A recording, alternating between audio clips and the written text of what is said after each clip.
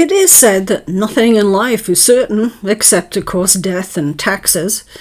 But here at Wastewater Education, we really believe we should add a couple more. Time passeth, and with it, change is inevitable. This is certainly true in the water professions. You may notice here that we've stopped separating out the drinking water, wastewater, stormwater, groundwater professions, because quite simply, it's just about water, and hence our guiding organization principle that water is water, not waste. Today's professionals face far more challenges than their counterparts did 25, 50 years ago, let alone 100 years ago. Time passes and things change, and science hopefully delivers some hopeful news, but also delivers some pretty alarming results of what we humans have wrought on the only planet that we have. And history has certainly left us some stark contrasts. We just celebrated 1969, the same year that Neil Armstrong took that giant leap for mankind out onto the surface of the moon. But at the same time that he did that, not quite the same month, the Cuyahoga River in Cleveland caught fire for the 13th time. But this time it made it to the cover of Time magazine. Time magazine described the Cuyahoga as the river that oozes rather than flows, and in which a person does not drown but rather sinks and decays. Now, the fire did eventually spark some major changes, the Clean Water Act, the Safe Drinking Water Act, to name a couple. But in the immediate aftermath, very little attention was actually given to the incident, and it wasn't even considered a major news story in the Cleveland media. Now, although the one that actually sparked Time's outrage and put it on the front cover was June 1969, the pictures they actually used as the article were from the much more dangerous and costly 1952 fire. In fact, there aren't any pictures known to exist of the 1969 fire, as the local media did not even consider it to be so unusual to actually cover it. It only caused approximately $50,000 in damage, mostly to the adjacent railroad bridge. But it breathed new life into the Earth Day conservation movement. It really was an incident that galvanized the whole Earth and gave rise to the Earth Day movement. The 60s brought the flowering of conservation. It was propelled by many things: air and water pollution, sprawl and development, massive fish kills and endangered birds, the Cuyahoga River catching on fire, and oil spills off California and Cornwall. But the real consciousness changer was seeing Earth from space.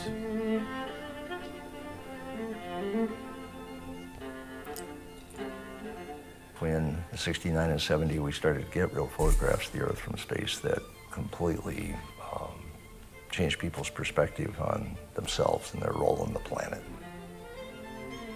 They were stunning because you saw a green, blue, cloud-bedecked, living planet in the background with, in the foreground, a dead moon with nothing but craters.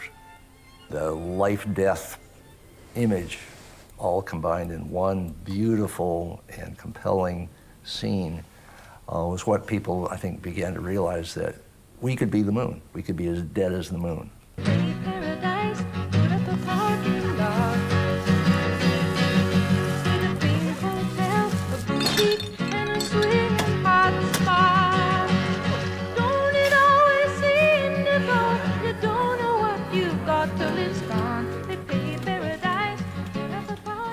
All the social and political ferment that was going on in this country was building up and building up and building up. And on Earth Day 1970, it was like water bursting through a dam.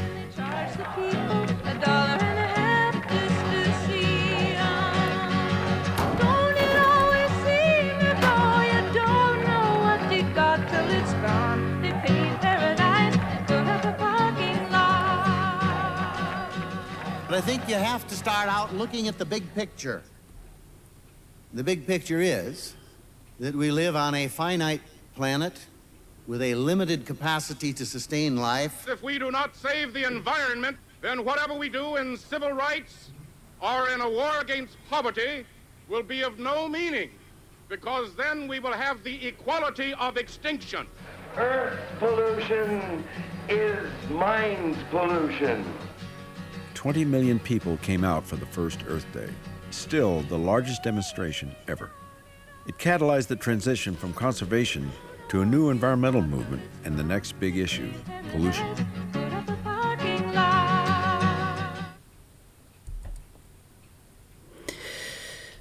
So, a couple of years ago, the Women's March became the largest gathering, outpacing the Earth Day March.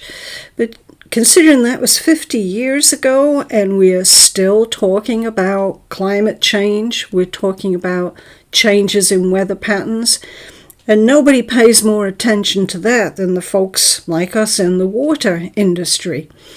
And we may be able to coin that phrase, boy, we've come a long way, baby, and not just here in the United States, but worldwide as well.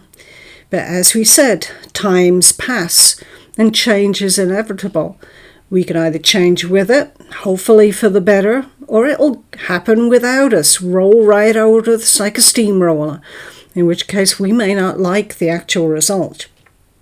Communities change, businesses change, professions change.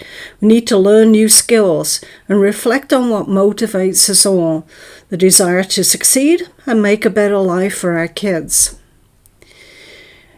It is said that those who don't learn the lessons of history are doomed to repeat them.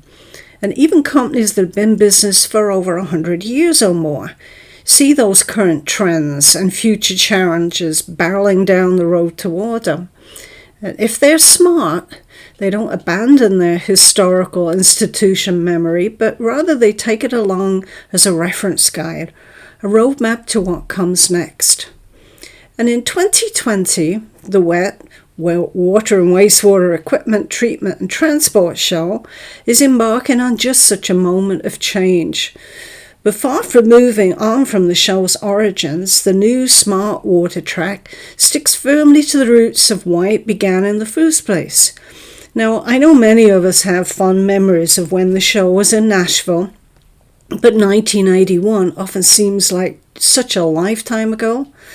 Douglas Lugo is the man at the center of where WWETT is today. So how far have we come? The industry and profession has surpassed what any of us could ever imagined way back in 1979 when Pumper was delivered to mailboxes across a few Midwestern states.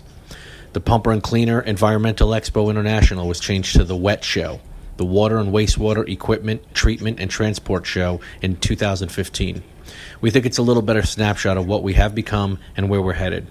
It's a show now for an entire industry of hardworking people who maintain water infrastructure, properly treat and recycle wastewater, keep recreational water safe, and our environment healthy on a national and international scale. Every year attendance grows, and so does the number of different countries who come to see and hear about what's new in the world of water. Where will the show be in another 40 years? I guess you'll just have to keep attending and find out. So, WWETT has now become so much more than just moving stuff from A to B, and far more than just talking bleep about bleep for 4 solid days. This is about who is and who aspires to be a water professional. Those folks who are passionate about the environment and the communities they serve. You notice we don't talk about disposing of wastewater anymore. Rather, we replace, reuse, recharge, and of course, where does it go? Except back into the water cycle. So when the WWETT folks put out a call for proposals in 2020, asking for fresh ideas for sessions, we jumped at the chance to suggest a whole new track, basically how to be smart about water. Smart about anticipating and planning for change, just as the WWETT show itself has done. Smart about new equipment, new instrumentation, about controls and technology. smart about being an environmentally responsible professional who's committed to ensuring the resilient future for water resources the whole world over. So, the WWETT2020 track host and our current board chair, Oliver Grievson at WWETT, explains what this is all about. So when you see the term smart water bandied about at every turn, are you wondering, how does this apply to me? It applies in your wallet, the future of your business, your employer, and your community. During the next few months, we'll be giving you a taste of what you can expect to learn at WWETT2020 from our Smart Water track, A Future Vision for Smart Water, starting with an online presentation I'll be doing at 2 p.m. Eastern Time on Thursday, August 28th. If all politics is local, then certainly all water is, be it drinking water, stormwater, or even wastewater. Being smart about our stewardship of what is so obviously a limited supply, we rely on learning from the best in our profession. That's exactly what we here at Wastewater Education plan to make happen. So you can register for that August 28th event at the link below, and then you'll automatically be receiving invitations to the future events that are scheduled for this fall and winter, all the way up to WWETT2020, which you'll see the dates there in February next year. And if you have a topic you'd like to talk to us about hosting for you on this subject, just give us a call or send us an email. We'd like to leave you with that image there of the famous picture of the blue marble coming up over the horizon of the moon, because that really is the only home that we have. Thank you.